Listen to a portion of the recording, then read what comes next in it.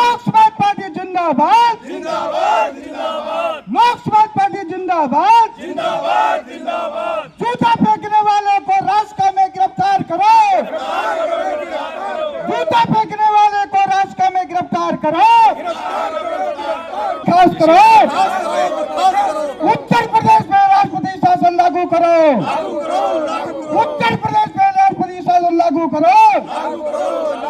लोक समाज पार्टी जिंदाबाद, जिंदाबाद जिंदाबाद लोक समाज पार्टी जिंदाबाद, जिंदाबाद जिंदाबाद। दलितों पर अत्याचार बंद करो, बंद करो बंद करो दलितों पर अत्याचार बंद करो, बंद करो बंद करो। दलितों पर अत्याचार नहीं सहेगा, नहीं सहेंगे नहीं। कार्यक्रम किया गया है। ये हमारे साथी बचन सिंह करोतिया हैं, इनकी अगुवाई में आज यहाँ पर कार्यक्रम जो यूपी सरकार में अत्याचार के खिलाफ है, वाई पूरन कुमार को जो FIR दर्ज करने में देरी की है, जांच में अनियमितता में बरती जा रही है उसके खिलाफ, और उसके बाद में जो CGI पर जूता फेंका गया, इन तीनों चारों मुद्दों को लेकर के लोक समाज पार्टी यहाँ पर आई है। और जो अभी GST का दाम घटाने के नाम पर जो लोगों को एक गुमराह किया गया, अरबों रुपया खर्च किया गया, उसके विरोध में भी हम लोग यहाँ पर आए हैं। जी, वर्णवादी व्यवस्था का शासन है, राम राज्य का शासन नहीं है।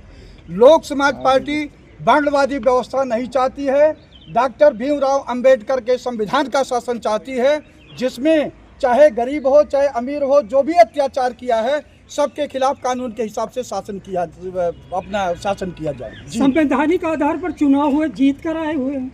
देखिए, संवैधानिक अधिकार पर जीत का मतलब ये नहीं होता है कि आप जनता के पैसे पर अपना मौज मस्ती करो और जनता को गुमराह करो। कल्याणकारी जो राज्य की जो संविधान का मुख्य उद्देश्य है, उसको आप खत्म करके सामंतवादी व्यवस्था करो, ये संविधान इजाजत नहीं। यहाँ पर उनके ही बिरादरी के, वो ठाकुर हैं, ठाकुर बिरादरी के दर्जनों अपराधी हैं जिनके के खिलाफ कम से कम दर्जनों केस लगे हुए हैं। उनके यहाँ बुलडोजर क्यों नहीं चला?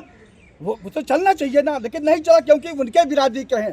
तो मैं समझता हूँ 1952 में 52 से लेकर के अब तक उत्तर प्रदेश में जो भी शासन किए हैं, सबसे बड़ा जातिवादी अगर मुख्यमंत्री है तो योगी आदित्यनाथ है, जो वर्णवादी व्यवस्था का समर्थक है और संविधान के शासन का विरोधी है। वहाँ पर कोई सामंतवादी व्यवस्था का चीफ जस्टिस होता तो पूरे देश में ऐसी हो हल्ला मचा दिया जाता जैसे कोई आपातकाल लग गया है।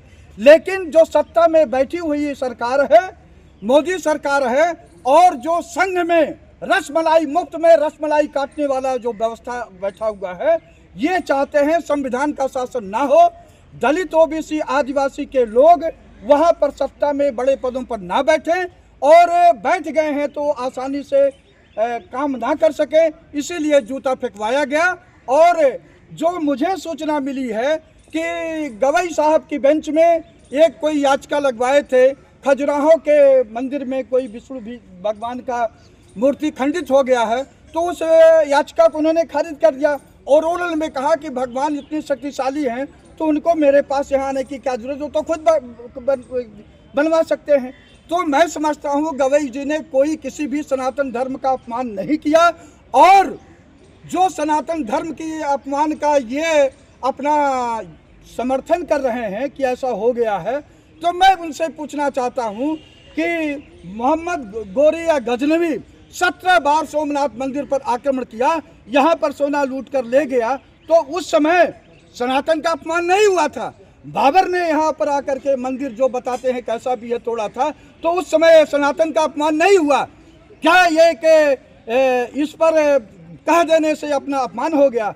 तो मैं समझता हूँ यहाँ पर जो सत्ता में बैठे हुए प्रधानमंत्री हैं, उनके कैबिनेट के लोग हैं, और जो उनकी गुरु जो पेरेंट शाखा है RSS, वो नहीं चाहती इस देश में संविधान का शासन हो, वर्णवादी व्यवस्था है। लोक समाज पार्टी और इस देश में बहुत सारी संस्थाएं हैं, राजनीतिक गैर राजनीतिक, जो चाहती हैं कि इस देश में संविधान का शासन ज़्यादा करप्ट थे। और लाठर जी भी कह रहे हैं जो आत्महत्या किए हैं कि वो हमसे क्या वो ज़्यादा पैसा मांगते थे, करप्ट थे। अब प्रश्न ये उठता है कि लाठर जी जब सुसाइड किए हैं तो उसके एक हफ्ता पहले तो वो वाई पूरन कुमार जो वरिष्ठ IPS अधिकारी हैं वो तो खुद सुसाइड कर लिए।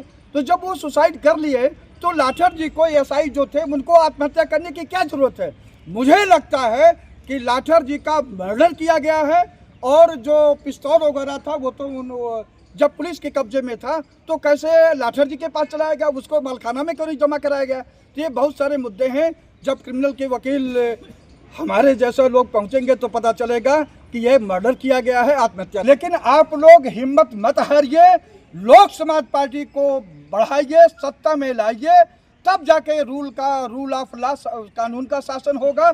और निश्चित ही आज जो सत्ता की रसमलाई काट रहे हैं, चाहे राजनीतिक पद पे रह करके या गैर राजनीतिक पद पर के, सबका जांच कराया जाएगा और एक ऐसा समय आएगा कि तिहाड़ जेल में इनको रखने के लिए जगह नहीं मिलेगी।